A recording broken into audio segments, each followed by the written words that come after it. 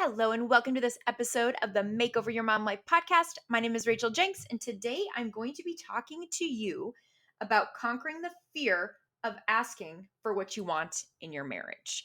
And the reason I'm talking about this is because a client came to me with a situation and we coached on it. And I wanted to share a little bit of that coaching with you because it's something that I know I run into in my marriage all the time and it comes up so often for my clients. And when I look around just online on social media and when I talk to women, it's just a common complaint.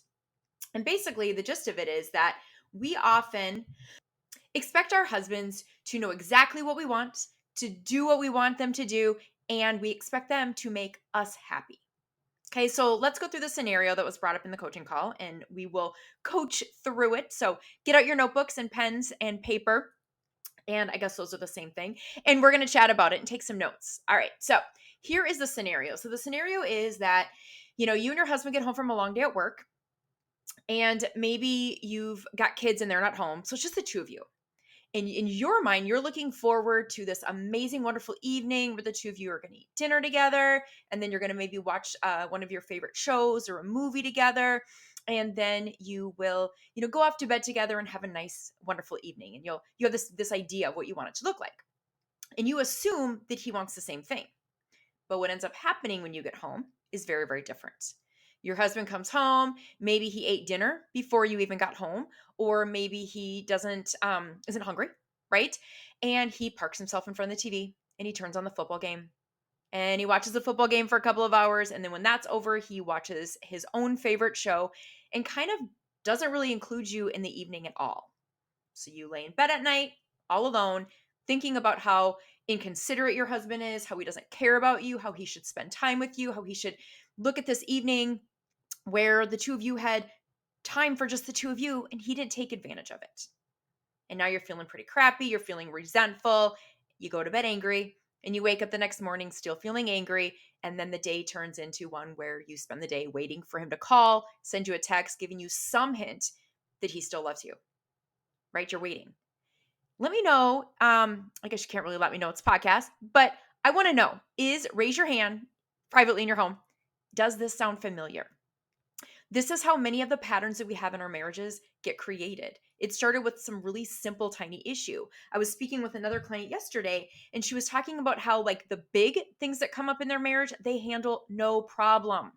But it's the little things. It's the not spending time together in the evening. It's not getting your needs met. It's not, putting away the laundry or throwing dirty clothes on the floor or not picking up after yourself or forgetting to call, right? It's those little things that build up over time that start creating huge problems in our marriages. So let's take a look at the situation that I presented to you about coming home and not spending the time together that you had hoped and kind of walk through it. And let's talk about some of the coaching that I did with my client on that. So the very first thing is that we get excited about the evening and we have this manual is what we call it in the coaching world, this idea, the script of how it should happen. The husband should come home, he should want to eat dinner with us, he should ask what you want to watch on TV, all these things. And when they don't do it, instead of asking for what we want, we keep waiting for them to guess. We hope they're going to figure it out. What we really want is for them to want the same things that we want, but we never really tell them, right? And when I say we, this could be the husband or the wife. I'm saying we in this example. But when we don't tell our spouse what we want and we expect them to know or expect them to guess or expect them to want the same things that we are setting ourselves up for a problem, for resentment, for disappointment. And so when you start expecting other people to do those things and expecting those other people to read our minds, it starts creating a problem. So that's the first issue that's happening, right? So now you're upset because they didn't read your mind, that they didn't want the same things that you wanted to do. Yet you didn't really say what those things were, those ideas were. My client that I spoke with yesterday said she kind of kept walking into the room hoping that he would be like, hey, why don't you sit here and watch this with me? Or, hey, why don't you go make some popcorn and let's watch a movie together? But he didn't.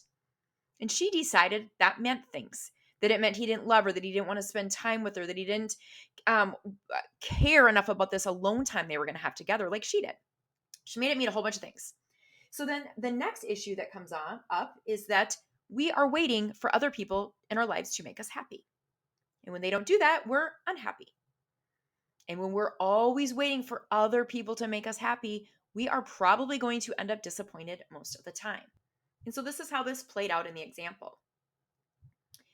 You wanted him to ask you to watch a movie, you wanted him to spend time with you, eat dinner with you, and he didn't. So now you're unhappy because of his actions. If you spend your entire life being unhappy because he didn't do what you wanted, you're going to spend a lot of your life unhappy, especially if you're not asking for what you want. And you can see how if this situation plays out once a week, once a month, every day, it starts to wear on a marriage and it starts to create a lot of resentment and a huge divide. So, in the situation that I gave you, the wife comes home, is expecting a lot of things to happen, and husband doesn't do those things because he doesn't know she wants them, or maybe he's got his own reasons. Maybe he's tired, all the things. And then the wife makes it mean something that he doesn't love her, that he doesn't care, that he doesn't want to spend time with her. And then she's unhappy because he's not making her happy. When I lay it out this way for my own brain, it makes a lot of sense as to why there's a lot of resentment in marriage, why couples aren't connecting, why the divide gets wider and wider, why you end up going to bed most nights alone. And this problem just perpetuates and perpetuates. But believe me, I understand when you're sitting in that moment and all you want him to do is turn off the football game, eat some popcorn with you, and watch a show that you can enjoy together, because that is what you think is going to create the togetherness. It's very, very, very hard to get over. And that's where the resentment starts to happen. And where you start building on these patterns upon patterns and patterns, and you forget why you fell in love with him in the first place, because all you remember is the guy that only watches football, that never eats dinner with you, that watches his own TV shows, and doesn't want to spend time with you. And now the divide begins, right? Because in your mind, you're thinking, well, back in the beginning of the marriage, he wanted to make me happy. He watched my shows. He always wanted to eat dinner with me. But I'm guessing at the beginning of the marriage, you probably asked for those things. And you weren't expecting him to do them to read your mind. But now, as you've been married for a while, you expect that he should just do those things. And it starts to again create that resentment and that divide. So, what can you do?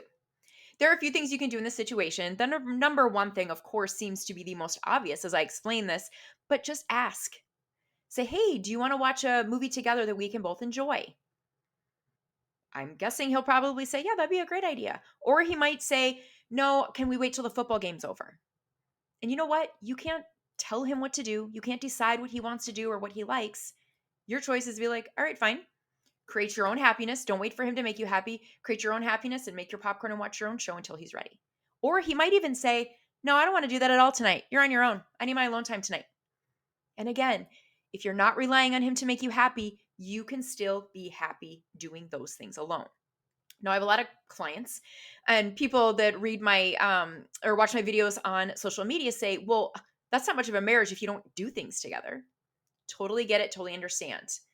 But the more you can create your own happiness and the less you rely on him for your happiness, I swear, the better your marriage is going to be. Because he's not going to feel the burden of you needing him to create your happiness, and you're just going to be a happier person. And those together times are going to come back together because you're not feeling that resentment, and that anger and that frustration with him. Okay? So, first step there, as I was going back to that, was make sure you ask for what you want. Okay? The second step is going to be make a plan ahead of time. So if you're planning on this wonderful, romantic evening of the two of you alone, talk with him about it ahead of time. Make that plan ahead of time so he's not having to decide in the moment, or maybe he's already got in his mind, like, I'm going to come home and watch the football game. Okay? Make that plan ahead of time. It is going to keep both of you from being disappointed, keep both of you, or allow both of you to express what it is that you want for the evening. And it's going to avoid a whole lot of disappointments. Okay? And then step 3 is throw out that manual. No one has to do anything. Your husband doesn't have to spend time with you. I know that sounds terrible. It'd be great if you wanted to, but he doesn't have to. Your kids don't need to clean their rooms. You don't have to go to work. Nobody has to do anything. There are consequences, of course, if you don't go to work or feed your kids, or your kids don't clean their room, or your husband doesn't ever spend time with you, but you don't have to do anything. And as soon as you let go of this idea that other people need to do things or that you need to do things, it is so empowering. So next time your husband doesn't want to watch the romantic Christmas movie with you, ask yourself, does he have to do this? And as soon as you decide, no, he doesn't, and I don't have to watch the football game, it is so empowering. And once you have those empowering thoughts in your brain, you're going to be able to create so many more wonderful experiences with your husband or with your kids or with your job.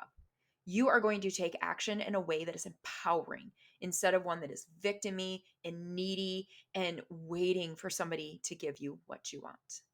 So take your life into your own hands.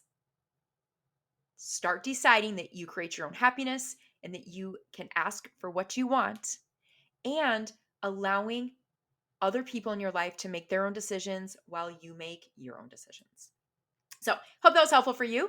Um, if you are looking for support in managing your brain around your marriage so that you can deal with these situations without them turning into World War III, or without piling more and more and more resentment on top of the resentment that's already there, I can help you get rid of that resentment so that you can fix your marriage and avoid divorce. All you got to do is click the link in either the notes on this podcast, or you can go to racheljenks.com/podcast, and you will see every podcast episode there, along with links to click on how we can work together, how you can grab your free Makeover Your Marriage plan, and all the other podcast episodes that you can listen to empower your life. So thanks again for stopping in, and I will see you next week. Bye-bye.